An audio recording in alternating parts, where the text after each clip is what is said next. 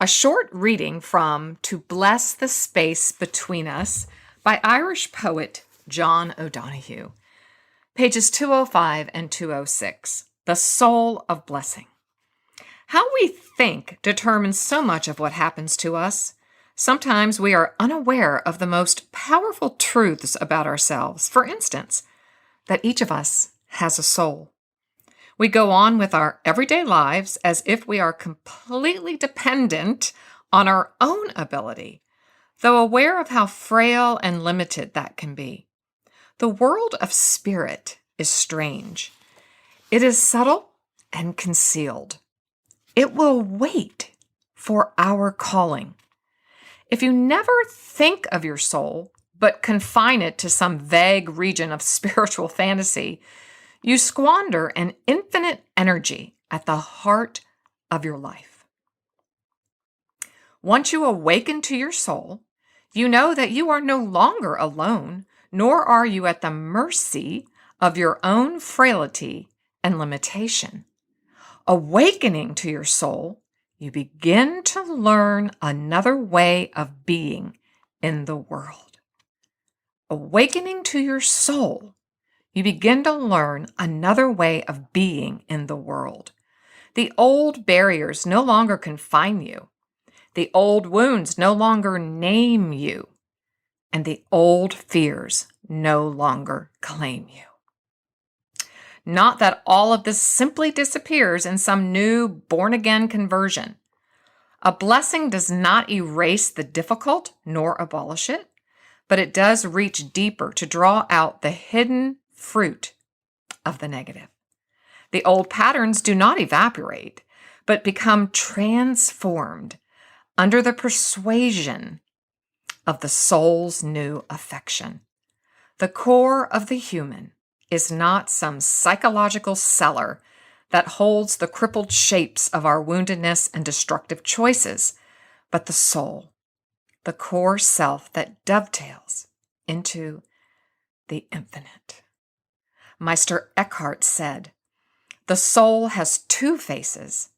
One is directed toward your life, the other toward God." Our literal lifeline is this continuity with the infinite. To realize and believe this increases confidence. It can light up every thought, word, and action. Ultimately, thought is the infinite breathing inside the word. Our grounding in the soul means that regardless of how badly we think of ourselves, there is a wholesomeness in us that no one has ever been able to damage.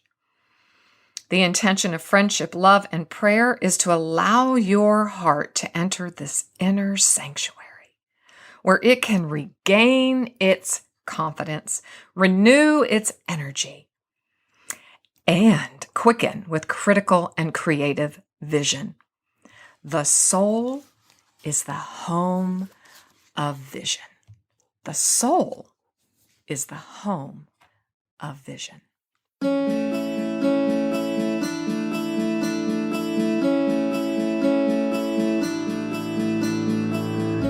Sometimes the story we tell ourselves is not really true.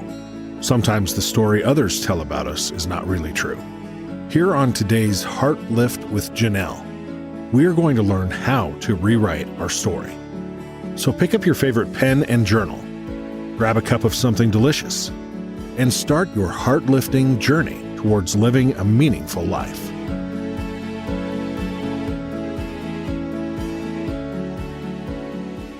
Hello, dear Heartlifters, and welcome back to our deep dive summer season of reset, where we are going deep into each and every tool of my new book, Stronger Every Day, 9 Tools for an Emotionally Healthy You. If you have not grabbed your copy, today's the day. It's not too late to start. I created this summer reset in a very relaxed, catch your breath kind of way.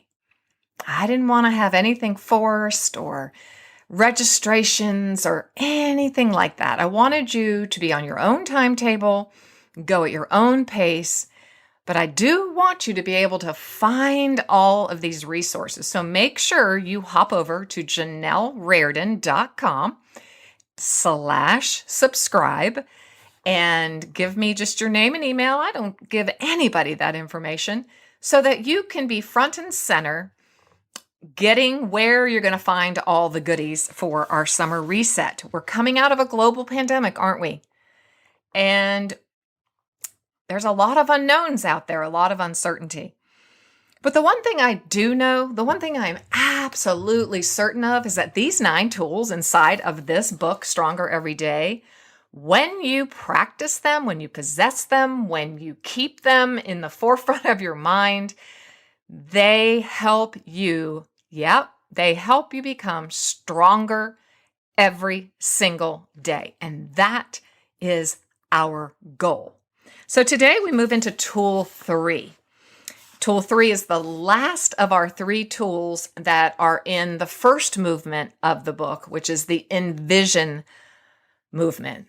This is where we picture our future. We mentally establish and visualize what we want to see in our future and what we want to be in our future. You know, the Word of God says, that you have not because you ask not. So we are asking for something greater here, because Jesus himself left us with the words that greater things will you do than I have done. I'm not making that up. That is a powerful declaration that Christ left with all of us. And I don't want to settle. I don't ever want to settle. I want to live into my highest purpose. And I love in the poem that we just read, actually it wasn't a poem, it was just a short essay by John O'Donohue, when he says the soul, right? The soul has its unique vision. What is the vision inside of your soul? Have you stopped long enough to even think about or ask such a question? Well, we're asking it today. And I'm going to be reading some short excerpts from Tool 3, Shape Healthy Thoughts. The intention of Tool 3 is I shape healthy thoughts each and every day. That's why I chose that short excerpt by John O'Donohue, because of the rich way that he speaks of our thoughts and how they're tucked so deeply within. And the only way to access the deeper thoughts, the thoughts about who we really are, who really is living in our skin, is to practice those contemplative practices of stillness, silence, and solitude. So when we talk about cognitive reframing, which is the clinical term for the tool or the psychological tool that is front and center in Tool 3, we're talking about our minds. We're talking about how our minds develop these things we call thoughts. And so I'd like to begin on page 83. Our minds are like a garden. And as you know, a huge theme of Stronger Every Day was my backyard cast of beautiful summer growth. And I talk a lot about gardens in this, and in the very final chapter of the book, the final tool, you're going to just love it. You're going to be so excited because we yet enter into another beautiful secret garden. And it's just a feast of the senses, and it's going to just make you feel so good.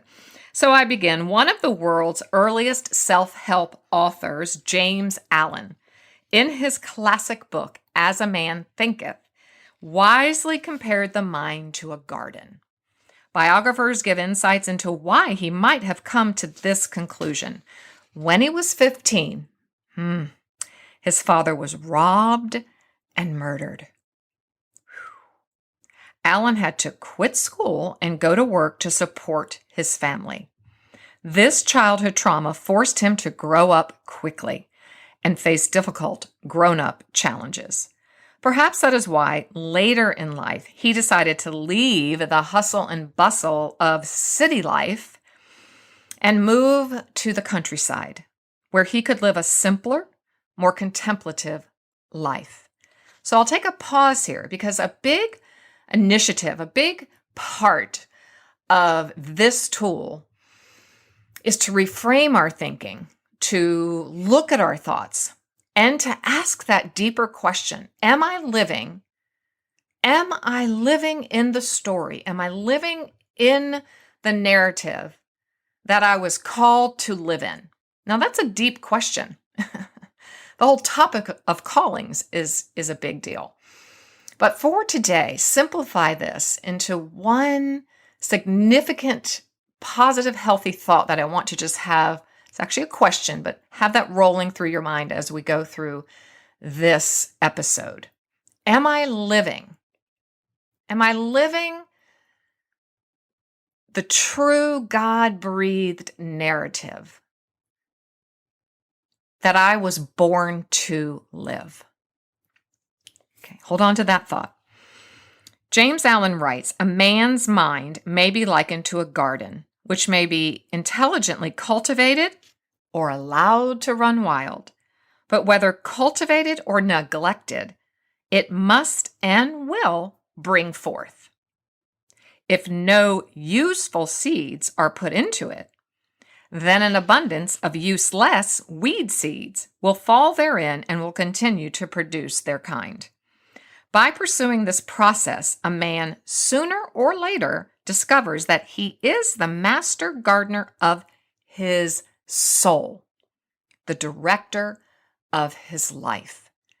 And I add here, as we have been talking to Dr. Allison Cook about her book, Boundaries for Your Soul, she and her co-author, who we will hopefully have on very soon, Kimberly, write all about learning to live in a spirit-led self-leadership capacity, that we truly are the captains of our soul. We have a capacity to think, to speak, to hear, and to know. And for so many years within my faith walk, especially in the first early decades, couple decades, I didn't receive a lot of teaching about empowering myself to think. I was more led to depend. I was in the charismatic movement. So I was, inclined to rely on prophecies by others that I was told were esteemed prophets in the faith. I tended to lean on, I can't make a decision or think about some big life choice unless I run it by my pastor or the elders. With all due respect, I do not have any regret about that. I feel like I was led in some beautiful ways until I wasn't. But I believe today that I know I serve a Trinity, a Father, a Son, and a Holy Spirit, who dwell within my life. They are within me. Christ said that. Christ said, "I am in you. I am the hope of glory in you." And once again, I'll repeat what I said earlier. Greater things will you do than I did because I am in you. Heartlifters, I've taken a leap and I want you to join me. In 1989, Kevin Costner played an Iowa farmer in the blockbuster film Field of Dreams. Strangely, he was inspired by a voice he couldn't ignore, and that voice was encouraging him to pursue a dream he could hardly believe. And that voice said to him, "Build it, and they will come." Well, strangely enough, a couple years ago, I too heard a voice, and I believe it was God's voice, and it said, "Janell, create a podcast, and the listeners will come." And I'm happy to report that the podcast is growing. The last few months, we have had over 5,000 downloads. Heartlifters, that's a lot of people receiving hope and help and healing. I want to invite you today. Please come join me on this remarkable journey. I want to party with you. I want to journey together. Every month we'll meet, we'll have conversations, Q&As, we'll talk about themes and ideas and concepts and figure out ways that we can be more effective and help more people. So I'd love to have you come be a part of one of my circles of trust. There are 3 different tiers that you can join, and you can learn all about it over on janellreardon.com/podcast. Everything you need to know is right there. Once you get to janellreardon.com/podcast, you'll see a blue bar with a green button, and it says, yes, I want to be a patron of the podcast. Just click on that, and we are on this journey together. And in John 17, just to verify that theologically, his last prayer was about unity. And it was about, let my people, those people who are called to follow me, Jesus says, let them be one with you, Father. So when I speak now in my life, in the 7th decade, I feel like I finally grasp the power of shaping my own healthy thoughts, of thinking my own thoughts. I am empowered to know the way that I should go. It's inside of me. I don't need anyone else to tell me that it's okay or not okay. Now, there's also a beautiful scripture that says there's wisdom in a multitude of counsel. So we all have to have a circle of trust, people who hold us in accountability and who will affirm what you've heard. You know, my husband's one of those. My children are in my circle of trust, their partners, their husbands, their wife, and a few close friends are in my circle where I go, here's what I think I'm hearing. Would you pray about it with me? But I don't need anyone to tell me.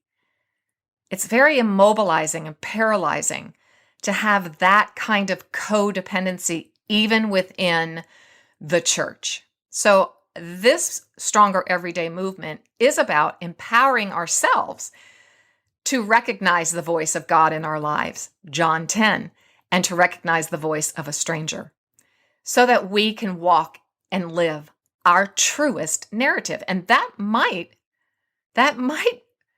invite us to make some tough choices, to maybe uproot ourselves from a very, like James Allen did, from the hustle and bustle of a city life, of busy life, to move out into a simpler life. You know what we say here. A strong life is a quiet life. Strong life is a simple life. I continue on page 84. Allen's words sound as if they could be commentary on the Apostle Paul's words found in his final exhortation to the church at Philippi. Might he have been a student of Paul's writings? We don't know if James Allen read Paul's writings. I can't find evidence of any such correlation, but his words absolutely echo the wisdom of Philippians 4:8.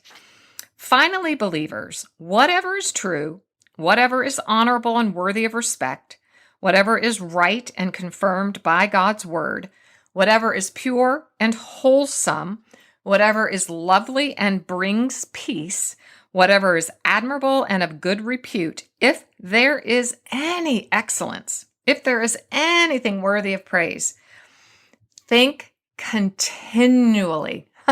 What an adverb, right? On these things.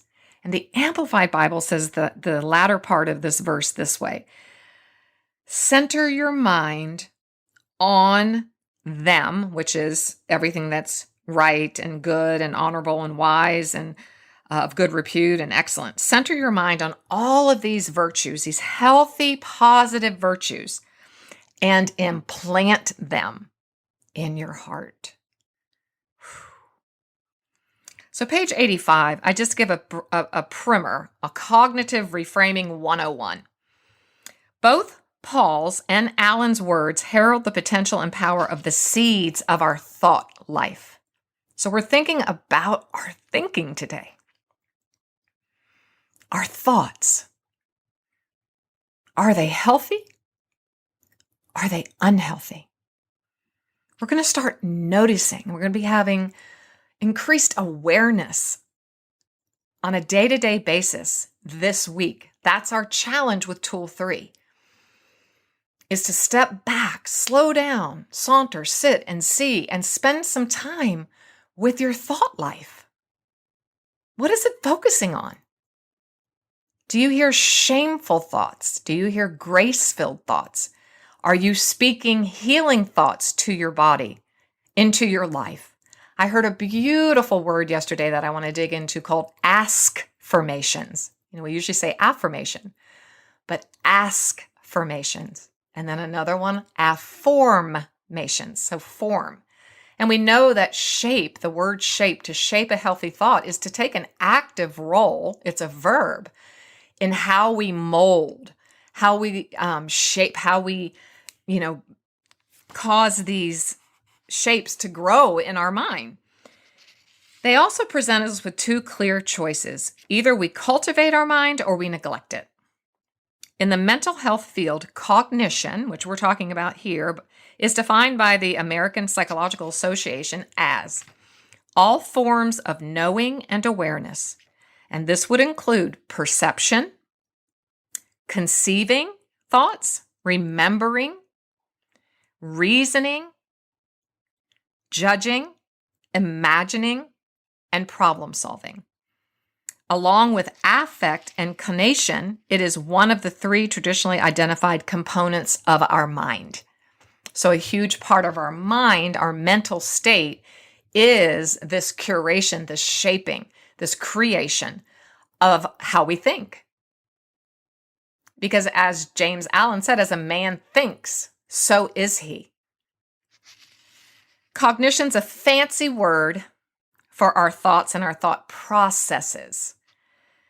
So it always leaves me asking these 4 questions, which I have also spoken in more depth even in overcoming healthy, hurtful words. Wow, I must be healed. Overcoming hurtful words. I love that I just slipped that way. Why do we think the way we think? Why do we hear the way we hear? Why do we speak to others the way we do? And why do we allow others to speak to us the way they do? If you want to pause for a moment and go back to season 2, episode 16, Why Do I Think the Way I Think? In that episode, I'm sharing from Overcoming Hurtful Words, my last book.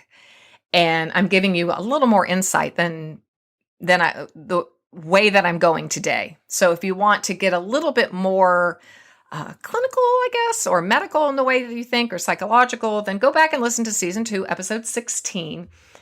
And you can also listen to season 4, episode 13 with author Margaret Feinberg, who exhorts us in implementing in our life daily declarations.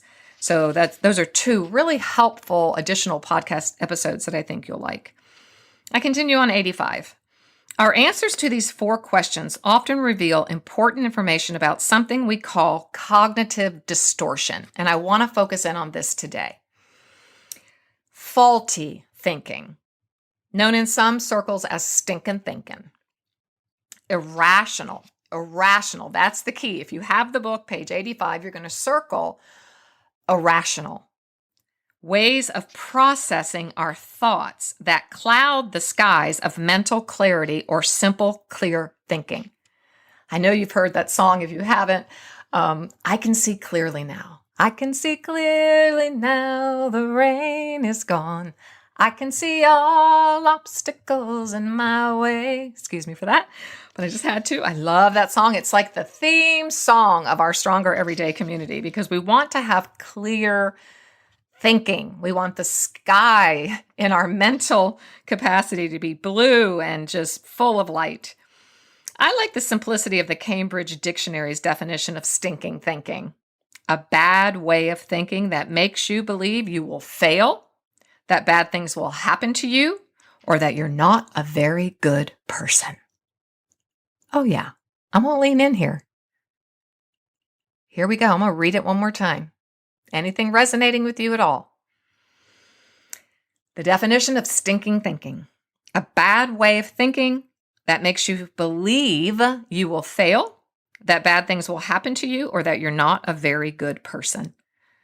Where do these distortions in our thinking and our thought processes come from? Are they a product of nature, a product of nurture, or a product of both? Sometimes we are born with natural bents towards thinking and behaving in a certain way. Some people are born an optimist. Some are born with a pessimistic view.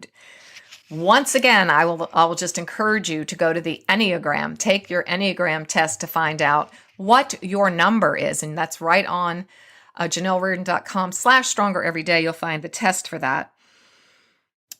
And some of these ways that we're born with are often based on genetic disposition and cultural influence. So I write, perfectionists are hard on themselves and others. Pessimists see the glass half empty. Passionate individuals lean toward being hot-tempered. Introverts tend to retreat. Extroverts tend to overshare. So there are proclivities, right, in how our personality is formed. And most often, I believe very wholeheartedly that our personalities are God-breathed. He breathed into us who he wants us to be, but then they have vice sides and virtue sides, and they have a lot of shadows.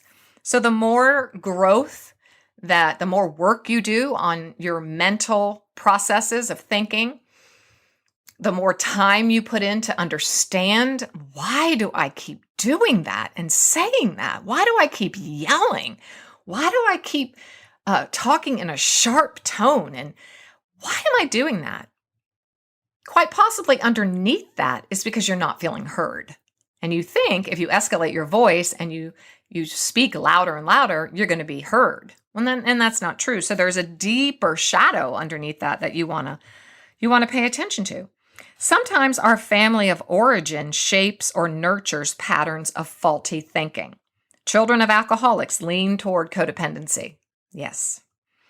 Dissatisfied mothers live through a child, often creating enmeshment. High achievers lean toward ambition and striving. Anxious parents often create fear and worry-based tendencies. I just was on a podcast this morning, and the host asked me, I have 2 little girls. How can I best rear them in a grace-based, love-based language and not a shame one? And I said, do your work. Do your work. You be as healthy as you can. Your wife needs to be as healthy as she can be, emotionally, spiritually, physically, mentally, relationally. Realize you're never going to be perfect, but you can be committed to progress and practice, so that when your children walk through the door with the immense burden of so many cultural pressures on their lives, no matter what age they are, they walk into your home and they exhale and they feel safe. And they know I can talk about anything with my mom and dad, anything. And they are going to listen. They're going to see me. They're going to hear me. They know me, and I belong there. Continuing page 86, sometimes great success and ease breed entitlement. Some people believe they're invincible, that nothing or no one will get in their way, and that they deserve to be spoken to and treated in a certain way despite their actions. Sometimes authoritarian households, and sometimes authoritarian churches, schools, organizations stifle or repress our thinking. I've circled that one so many times. So many times. If you've read the book, if you know my story, yes, so many authoritarian people and personalities in my life from the very, very young age have stifled and repressed my true self. Not anymore. Some people believe they have no voice. I didn't even know I had a voice. Their needs don't matter, nobody cares about them, and they'll never measure up. Sometimes neglect or abuse leaves us shamed and shattered. Some people believe they will never be good enough, so why even try? What the heck? They feel worthless. Whatever the case, God's design for our minds, as Paul so beautifully described back in Philippians 4:8, is for our thinking to be healthy and whole. So if this is possible, in light of these cognitive distortions in our minds and the million ways they work, how can we be healthy and highly functional? Because in this community, we're not settling for just functional. We're going to be highly functional. We want to be our best, most healthy selves. So in this tool, when you read through it, when you take a highlighter, when you reread it, when you do your homework, you're going to be able to observe and note where unhealthy thoughts, irrational thoughts, illogical thoughts, ill-fitting thoughts, stinking thinking is going on, and you're going to be able to discern the motive behind the automatic and emotional reactions that you tend to have. And so depending on the school of thought, there are many different ways to compile a cognitive distortion list. I chose a top 10. I just compiled my own and gave them my own nicknames. And they are on 87 and 88. And I really encourage you to take some time to read through them and go, oh, that's me. So I'll just quickly do it. The assumer. Your cognition, your thinking, your perception, your reception is based on assumption. We think we know what someone else is thinking. Oh my God, I have been this for so long. Assuming what someone thinks about me. Whew, she thinks I'm stupid. He hates me. They don't like me. That's a distortion. That's some stinking thinking. Just a quick ad there. When you possess that secure attachment, we have been, pounding the table over here in this podcast, in our community, in the book. When we earn that secure attachment, when we possess it, we know who we are. We're secure. We have a good cling. We cling to God in a beautiful, autonomous way. And we really just, in a very healthy way, just don't care what other people think in the healthiest way. Of course, I want my children, my husband to think highly of me. I want to be respected. But I don't need to assume what other people are thinking anymore. It's not there. There's a magnifier, somebody who blows things way out of proportion. My husband bounced a check, so our credit rating is ruined forever. There's the shrinker, someone who denies how something has affected them.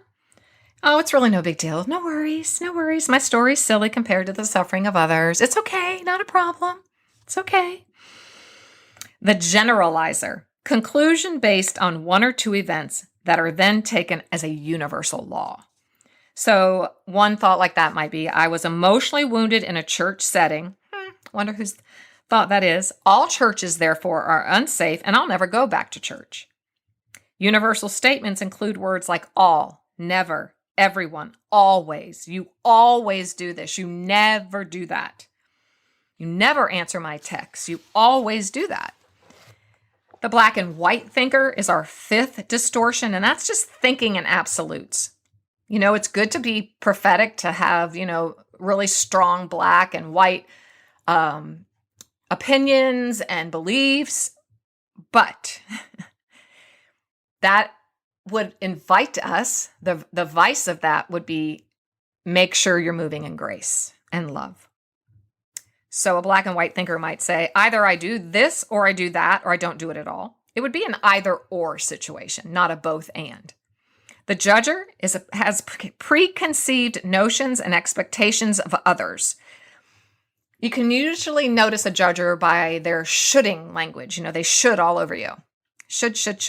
You should discipline your children this way. You should call me every day. You should think this way. You can notice that right away. The personalizer just takes everything personal. Hello, I am raising my hand. Past tense. Everything is our fault, whether this is true or not. Her mean words are because I did something wrong. Oh my God, I've lived most of my life in the personalizer state, and it's exhausting. It's exhausting.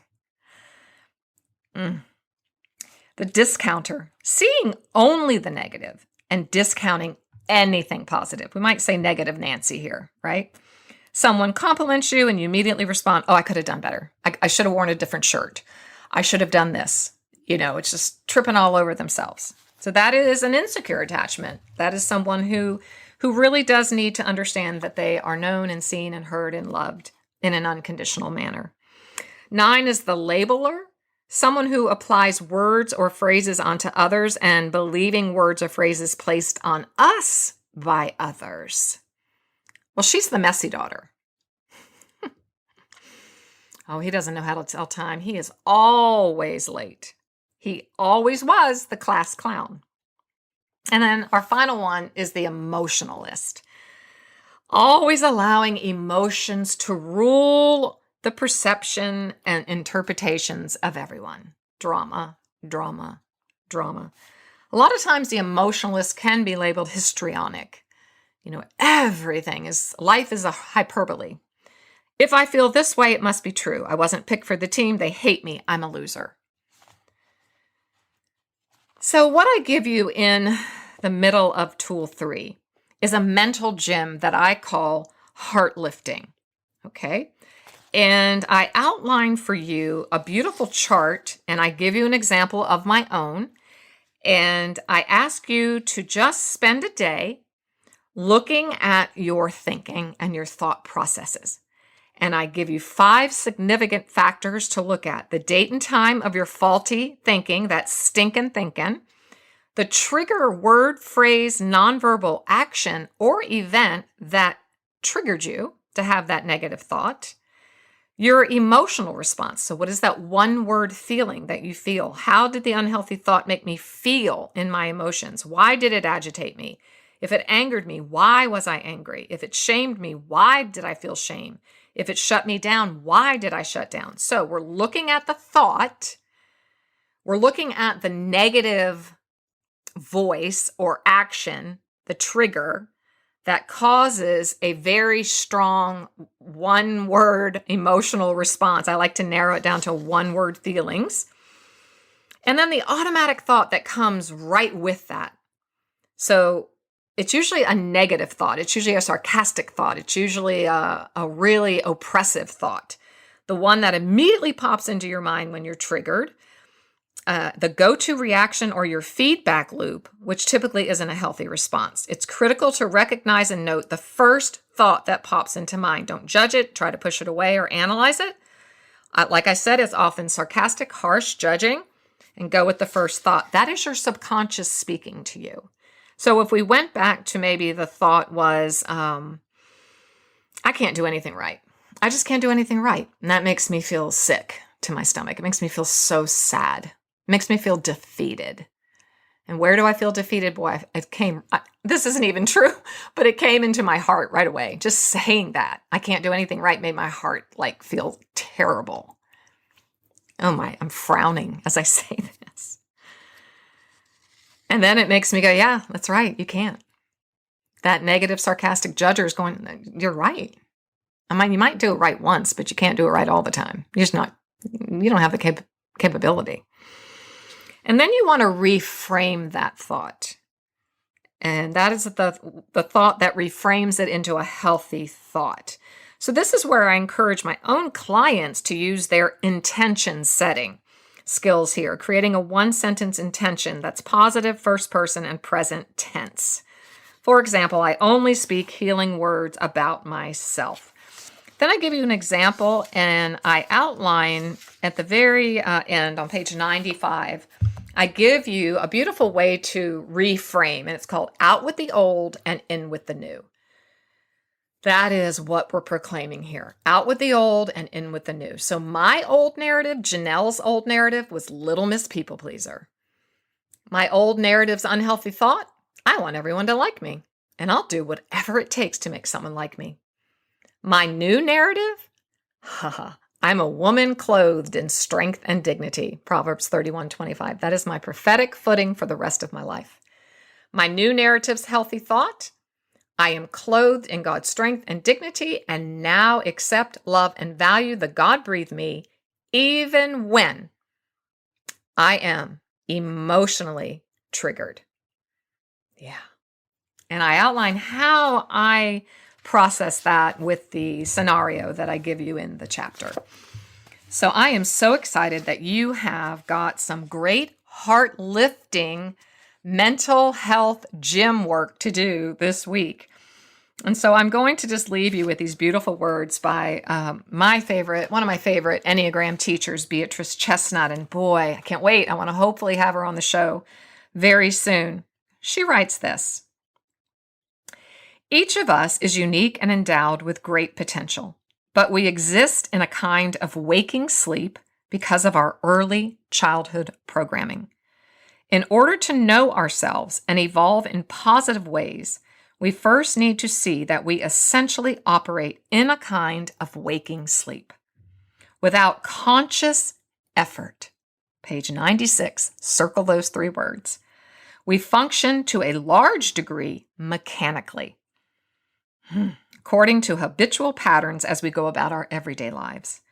Our sleep is the unexamined belief we all have that we live lives of relatively unlimited freedom, when the opposite is true. We respond in predictable, repetitive ways according to the dictates of our early programming. So once again, this is not light work. It's not light work, but it is life-changing work. And as you will read on page 100 and 101, I leave you to think about this question. How do you know that the story you are telling yourself is actually your God-breathed story? How do you know? And one of my other favorite Enneagram teachers, Ian Morgan Cron, says it this way: sooner or later, we must distinguish between what we are not and what we are. We must accept the fact that we are not what we would like to be. We must cast off our false exterior self like the cheap and showy garment that it is.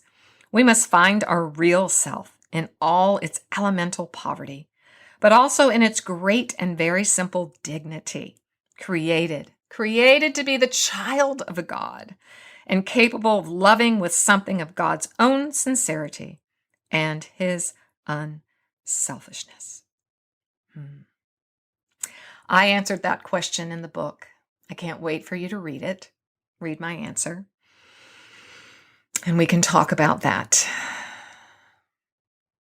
over on our private Facebook community group, Stronger Every Day, an online heart-lifting community on Facebook. Oh, sorry about that. So please join me there. I can't wait to walk through Tool 3 with you and to see how God helps you shape brand new, beautiful, healthy thoughts into beautiful new stories.